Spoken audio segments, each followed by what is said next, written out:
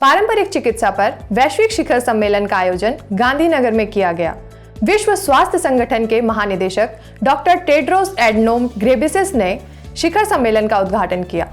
गुजरात का गांधीनगर एक नए इतिहास का गवाह तब बना जब पारंपरिक चिकित्सा पर पहले वैश्विक शिखर सम्मेलन का आयोजन हुआ। इस मौके पर केंद्रीय आयुष मंत्री सर्बानंद सोनोवाल ने कहा कि पारंपरिक चिकित्सा के लिए पहला वैश्विक शिखर सम्मेलन अत्यधिक महत्व रखता है, क्योंकि इसका महत्व सीमित नहीं है, भविष्य की स्वास्थ्य देखभाल के लिए प्रतिभाओं को एकजुट करता है और विश्व स्तर पर स्वास्थ्य सेवा में एक नए युग की शुरुआत का प्रतीक है। उन्होंने जोर देकर कहा कि शिखर सम्मेलन पारंपरिक दवाओं में सहयोग और नवाचार के लिए संभावित क्षेत्रों की पहचान करने में मदद करेगा तथा सार्वभौमिक स्वास्थ्य कवरेज लक्ष्यों को हासिल करने में पारंपरिक चिकित्सा का उपयोग करने में सहायता करेगा। इसके पहले विश्व स्वास्थ्य संगठन के डॉक्टर टेड्रोस अधनोम ने शिखर सम्मेलन का उद्घाटन किया।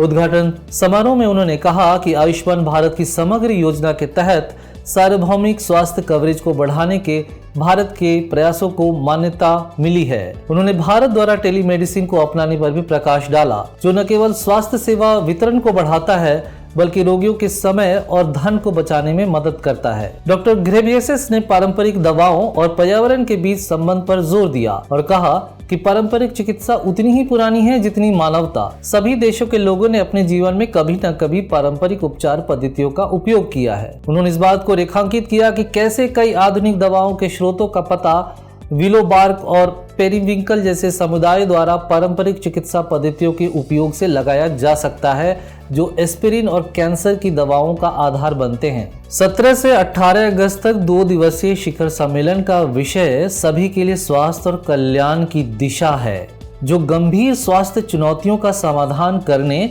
और वैश्विक स्वास्थ्य एवं सतत विकास में प्रगति लाने में पारंपरिक सहायक और एकीकृत चिकित्सा की भूमिका का पता लगाएगा। पारंपरिक चिकित्सा पर पहले वैश्विक शिखर सम्मेलन के अवसर पर केंद्रीय स्वास्थ्य एवं परिवार कल्याण मंत्री डॉक्टर मनसुख मांडविया ने कहा कि यह वैश्विक शिखर सम्मेलन पारंपरिक और सहायक चिकित्सा के क्षेत्र में संवाद, विचारों के आदान प्रदान, सहयोग और अंतर्राष्ट्रीय साझेदारी के लिए एक अनूठा मंच प्रदान करता है। सदियों से पारंपरिक और सहायक चिकित्सा ने व्यक्तिगत व सामुदायिक स्वास्थ्य को बढ़ावा देने में महत्वपूर्ण भूमिका निभाई है।